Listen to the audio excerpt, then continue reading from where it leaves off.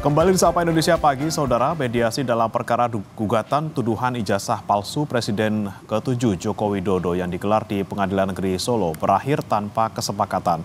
Proses hukum akan dilanjutkan ke tahap sidang pekan depan.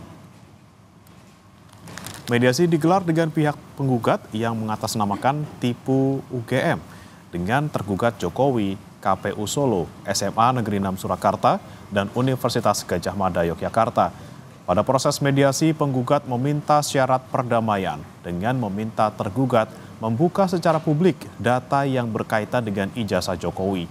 Namun permintaan tersebut tidak dipenuhi oleh tergugat. Karena tidak adanya kesepakatan, agenda sidang lanjutan akan dilakukan pekan depan. Jadi karena proses tadi gagal gitu ya, jadi mediasi dinyatakan gagal. Maka kemudian konsekuensinya kita akan masuk ya ke proses persidangan perdata sebagaimana biasanya. Saudara, hari ini di Sleman, Yogyakarta akan digelar sidang gugatan perdata soal ijazah Jokowi dengan tergugat pihak Universitas Gadjah Mada.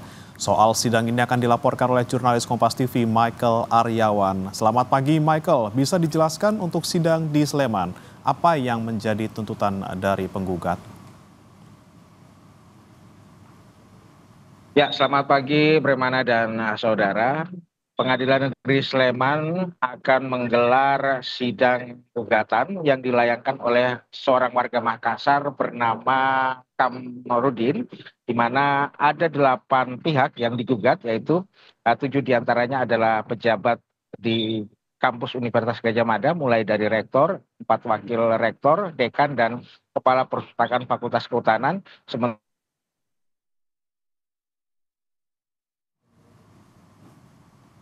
Sementara satu lagi adalah mantan dosen yaitu Kasmujo. Nah, sidang akan dilakukan pada pukul 9 nanti, rencananya seperti itu Bremana. Namun memang sidang belum dimulai dan pihak-pihak yang berperkara dalam kasus ini juga belum datang.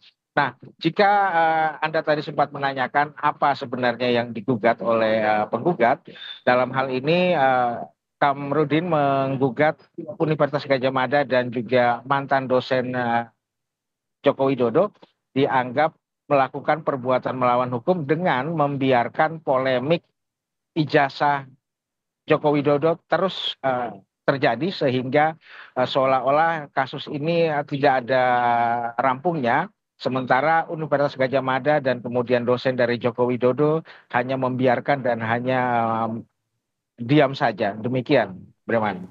Baik, setelah sidang yang digelar nanti pukul 9, tahapan-tahapan selanjutnya bagaimana, Michael? Ya, tahapan pertama nanti Pengadilan Negeri Sleman akan mempertemukan pihak-pihak yang berperkara.